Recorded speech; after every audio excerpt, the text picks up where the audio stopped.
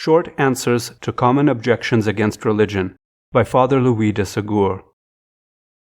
Third objection. When one dies, there is an end of everything. Answer. Yes, if you are speaking of cats, dogs, asses, canary birds, etc.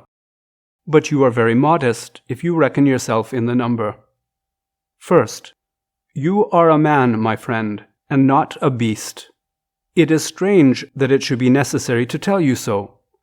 You have a soul capable of reflecting, of doing good or evil, and that soul is immortal. The beasts have none.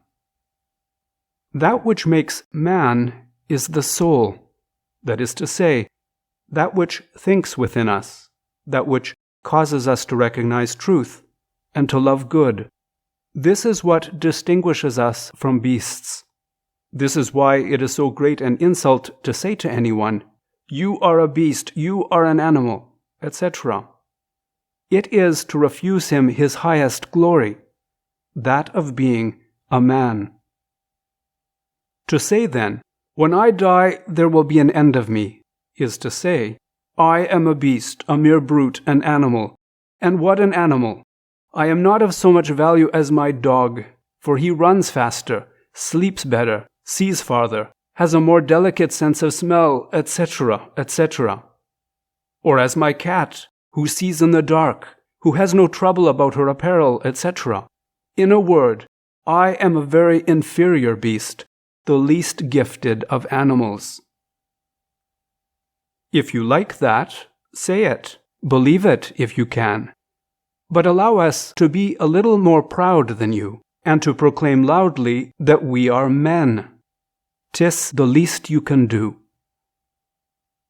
Second, what would the world come to if your assertion were true? It would become a regular den of infamy. Good and evil, virtue and vice would be nothing but idle words, or rather, odious falsehoods. Why, indeed, if, on one hand, I have nothing to fear in a future life, and if, on the other, I manage sufficiently well to have nothing to fear in this present one, why should I not steal or murder when it would serve my interest? Why should I not give myself up to all the excesses of licentiousness? Why curb my passions? I have nothing to fear. My conscience is a lying voice upon which I will impose silence. One thing only is worth my attention, that is, to avoid the police and the officers of justice. Good, for me, as well as for every other sensible man, will be to elude them successfully. Evil, to fall into their clutches. What language, you say? A man must be mad to use it seriously. Very true. And yet, if there is an end of everything for us on the day of our death, I defy you to gainsay this odious, this absurd language. If there be no future state, I defy you to show me in what St. Vincent de Paul and the great army of Sisters of Charity are more worthy of our esteem than Tracy the outlaw with his band of highway robbers. Judge the tree by its fruits, as we are taught by our own common sense, and by the gospel. By horrible consequences, judge of the principle, and dare to repeat again, "When we die, there is an end to us." We shall know henceforth what that means. Third, while it is contrary to common sense, materialism is also contrary to the general and invincible sentiment of the whole human family. Always and everywhere, men have believed in a future state. Always and everywhere, the innocent who have been unjustly persecuted, the good man who has been unfortunate, have looked forward to another life for the justice and happiness which were denied to them in this world. Always and everywhere, men have believed in a God who will be the avenger of unpunished crime.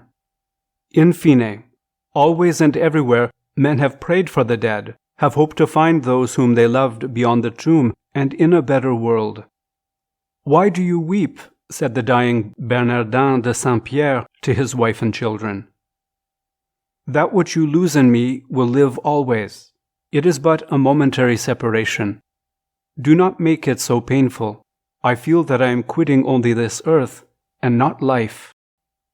Such is the voice of conscience. Such is the voice, the sweet, the consoling voice of truth. Such also is the solemn language of Christianity. It shows us the present life as a season of temporary trial, which God will crown with eternal happiness. It excites us to merit this happiness by self-sacrifice and by the faithful performance of our duty. When his last hour approaches, the Christian yields up his soul to God with confidence, and to a pure, holy, and peaceable life succeeds an eternity of joy.